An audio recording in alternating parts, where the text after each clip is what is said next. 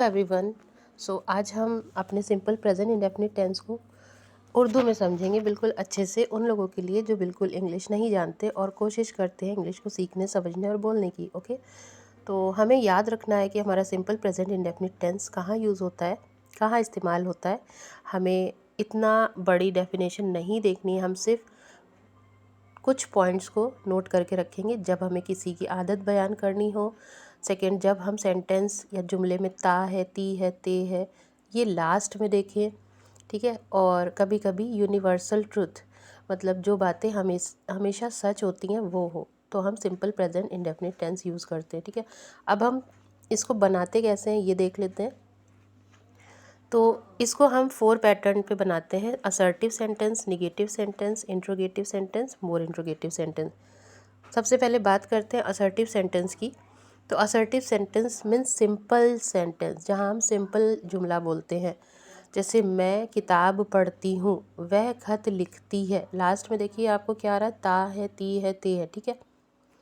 तो हम सब्जेक्ट से स्टार्ट करेंगे, सब्जेक्ट हमारा काम करने वाला, ठीक है। सब्जेक्ट, मैं किताब पढ़ती हूँ, आई, सब्जेक्ट हो गया आई। V1 वर्ब की फर्स्ट फॉर्म, पढ़ना हमारा वर्ब है, काम है, तो हम रखेंगे आई रीड। और ऑब्जेक्ट है हमारा book, I read a book. Okay, अभी हम एस या एस को नहीं छेड़ेंगे। एस या एस हम कहाँ यूज़ करते हैं, जब हम ही, शी, इट या किसी नाम से जुमला बनाते हैं, नाम से सेंटेंस बनाते हैं। जैसे नीचे देखिए लिखा है ना, शी राइट्स अ लेटर, तो इसका ट्रांसलेशन क्या है, वह लिखती है एक खत, या फिर वह एक खत लिखती है। हम ऑर्डर में रख के बना रहे हैं ना, इसलिए ये इस तरह से लिखा है। शी हमारा सब्जेक्ट है, राइट हमारा वर्ब है, एस या एस इसलिए लगा क्योंकि शी से हमने सेंटेंस को, जुमले को शुरू किया। और लेटर हमारा ऑब्जेक्ट है। Okay, subject verb object. इस तरह से हम काफ़ी सेंटेंस बना सकते हैं। मैं एक किताब पढ़ती हूँ, आई रीड अ बुक। तुम पार्क जाते हो, यू गो टू पार्क। जैसे ही मैं फर्स्ट पर्सन या वाहिद पर्सन पे आ जाऊंगी, सिंगुलर सब्जेक्ट पे, तो हम एस या एस जोड़ देंगे। ही, शी, इट या कोई singular name, he goes to park, ठीक है। She goes to park, Ram goes to park, it goes to park. लेकिन जैसे ही हम प्लूरल सब्जेक्ट पे आएंगे, आई, यू, वी, दे और कोई plural name, I go to park, you go to park, we go to park, they go to park और students go to park. इस तरह से my sister and my brother go to park. अच्छा, आ जाते हैं अब इसके निगेटिव सेंटेंस पे। निगेटिव सेंटेंस में हमें इसकी हेल्पिंग वर्ब याद रखनी है। हेल्पिंग वर्ब है डू डज, इतना बस, इतना याद रखना और कुछ नहीं। तो हमें सब्जेक्ट के जस्ट बाद डू डज डाल देनी है। और सब्जेक्ट हमारा अगर सिंगुलर होगा, जो मैंने आपको बताया ना, ही, शी, इट, तो हम डज डालेंगे। और अगर सब्जेक्ट हमारा प्लूरल होगा तो हम डू डालेंगे। जैसे I do not read a book, मैं किताब नहीं पढ़ती हूँ। You do not read a book, they do not read a book, we do not read a book. जैसे ही हम सिंगुलर सब्जेक्ट लाएंगे, हम डज का यूज़ करेंगे।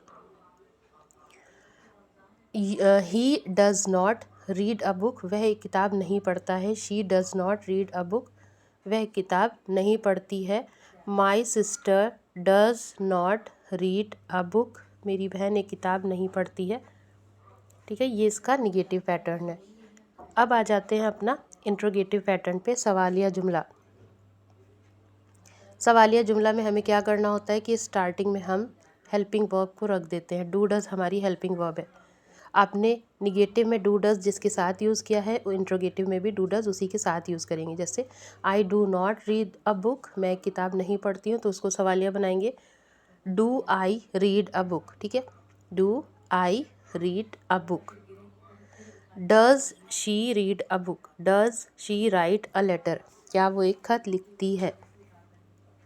आपको एक बात अच्छे से याद रखनी है कि हम ऐसे आइए सिर्फ सिंगुलर सिंपल सेंटेंस में देंगे, ठीक है, असर्टिव सेंटेंस, और हम निगेटिव में नहीं देंगे, इंट्रोगेटिव में, और कहीं हमें एस या एस नहीं देना है। हमें एस या ई एस देना है, तो हमें एस या ई एस सिंगुलर सब्जेक्ट की वर्ब में देना है, वर्ब के साथ, ठीक है, इतना याद रखना है। ओके, लास्ट पार्ट हमारा है मोर इंट्रोगेटिव, अच्छा इंट्रोगेटिव में क्या होता है, जुमले क्या से शुरू होते हैं।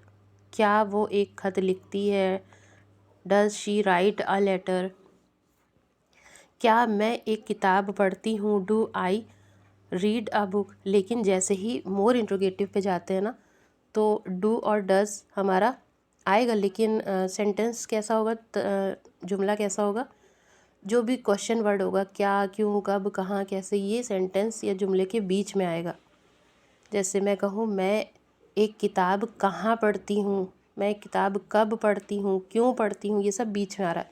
तो हमें इसी की इसी की मीनिंग स्टार्टिंग में रख देनी। जो क्वेश्चन वर्ड हमारा दरमियान में आएगा जुमले के, उसी को उठा के हमें स्टार्टिंग में रख देना। जैसे यहाँ पे क्या है, why does she write a letter, why does she write a letter, वो एक खत क्यों लिखती है। देखिए वाई मीन्स क्यों, और ये जुमले में जब उर्दू में लिखा तो बीच में आया क्यों, लेकिन इसको जब हम इंग्लिश में ट्रांसलेट करेंगे तो इसको पहले लाएंगे। Why does she write a letter, वह एक खत क्यों लिखती है। अगर मैं कहूँ वह एक खत कहाँ लिखती है, तो हम बोलेंगे where does she write a letter, where से बना देंगे।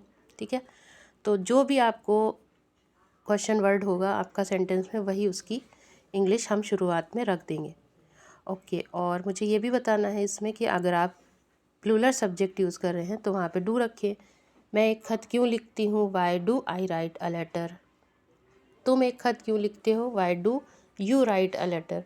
ओके, तो ये उम्मीद है आपको अच्छा समझ में आया होगा, और इंशाल्लाह कोशिश कीजिए धीरे धीरे समझने की, लेकिन समझेंगे आप जब आप कोशिश करेंगे, प्रैक्टिस करेंगे, और फिर इंशाल्लाह जब आपको सेंटेंस समझ में आ जाएगा तो आप उसको बोलना भी शुरू कर देंगे। ओके, चलें, अल्लाह हाफिज़।